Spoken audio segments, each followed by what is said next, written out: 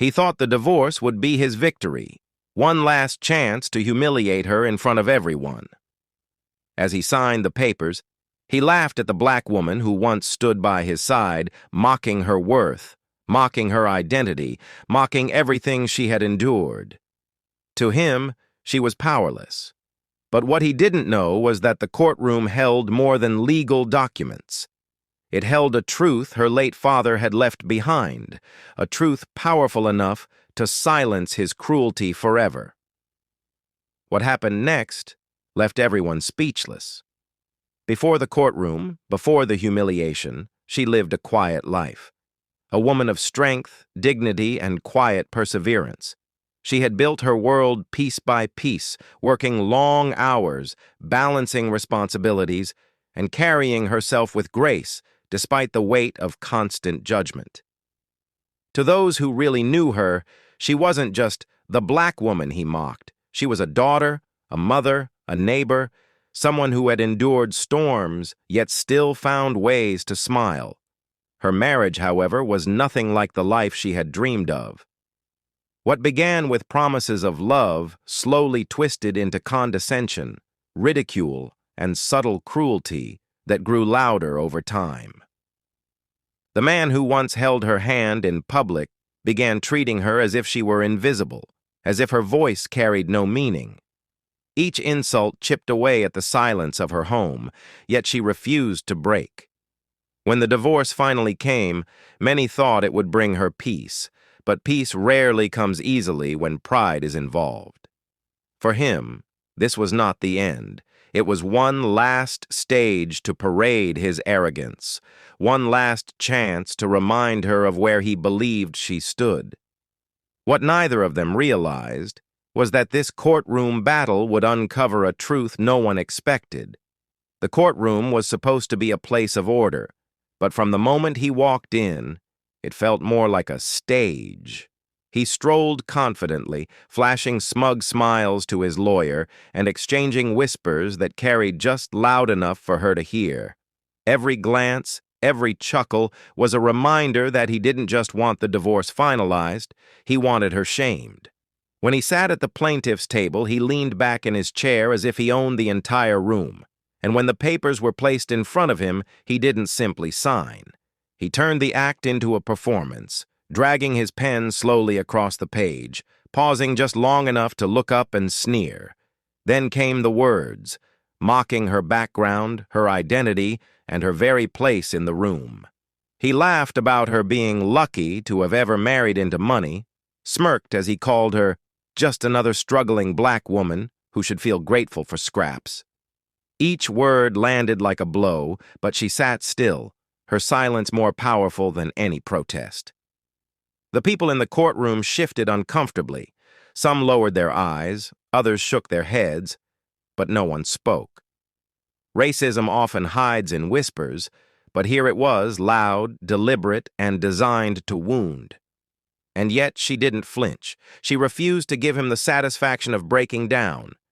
Still, the tension thickened. He grew bolder, fueled by the belief that he was untouchable. He signed the last page with a flourish, leaning back as if victory was his.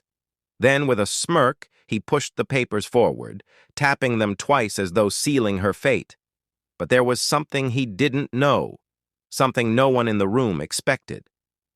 The judge cleared his throat, his expression shifting from routine formality to a kind of measured gravity. Instead of closing the case, he reached for another document, one sealed in an envelope that bore the weight of legacy. Whispers spread across the room. The husband leaned forward, confusion flickering across his face. This wasn't part of his plan. This wasn't the ending he had prepared for. The judge began to read, and in that moment, the air in the courtroom changed. It wasn't just about divorce anymore. It was about something far deeper, something written long before either of them stepped into that room. A father's words, preserved beyond his lifetime, were about to unravel the arrogance that filled the air. The husband's smirk faded. His pen, once a weapon of mockery, now sat useless on the table. because what was about to be revealed wasn't just ink on paper, it was truth, power, and justice in its purest form. And as the judge's voice carried through the courtroom, everyone leaned in. No one was ready for what they were about to hear. The judge's voice cut through the silence, steady and unshaken. He unfolded the envelope, revealing the last words of a man no longer alive. A father who had seen the cruelty of the world and prepared for this very moment. The husband shifted uneasily, the confidence he once wore now slipping like sand through his fingers. The will began with love, words written for a daughter who had endured more than most. He spoke of her strength, her dignity, and the sacrifices she had made. Then came the revelation. Every asset, every property, every ounce of wealth her father had built over a lifetime was hers, not theirs, not shared. Hers alone. Gasps filled the room. For years the husband had mocked her, convinced she had nothing of value without him. Yet in this moment, the truth stood undeniable. She was the one holding power. And it wasn't just money that shifted the balance. It was justice, years in the making. The husband's face turned pale, his smirk collapsing under the weight of his own arrogance. His mocking laughter, the cruel jabs at her identity, now echoed hollow in a courtroom that no longer saw him as the victor. He tried to mask his panic, but it was too late. Everyone could see it, and she, silent, steady, unshaken, finally lifted her eyes, not to gloat, not to mock in return, but to let him see that dignity cannot be erased, and worth cannot be decided by cruelty. The judge's voice carried the final words of the will, sealing the truth. The inheritance was untouchable, protected from anyone who had ever disrespected or diminished her. In that moment, the courtroom didn't just witness a legal victory. They witnessed the collapse of a man's arrogance, undone by the very woman he tried to belittle.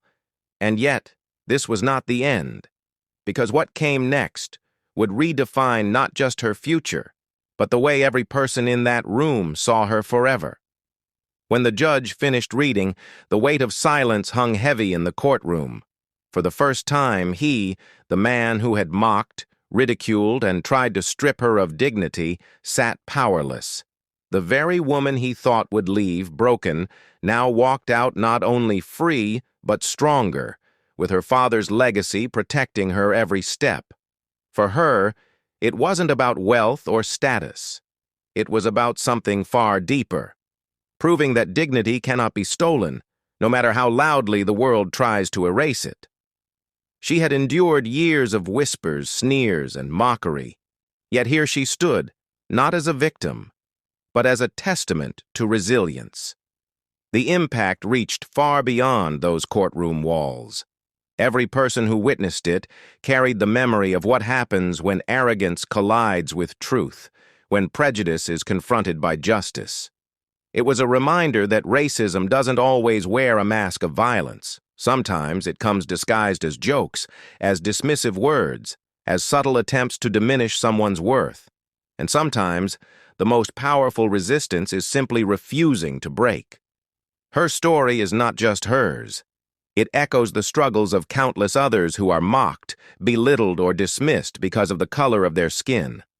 But it also carries a lesson: that silence can be stronger than cruelty, that justice has a way of finding its voice, even when the world tries to silence it. So the question lingers. How many more stories must unfold before we finally understand that respect should never be conditional, and dignity is not something to be given? It is something that has always been theirs.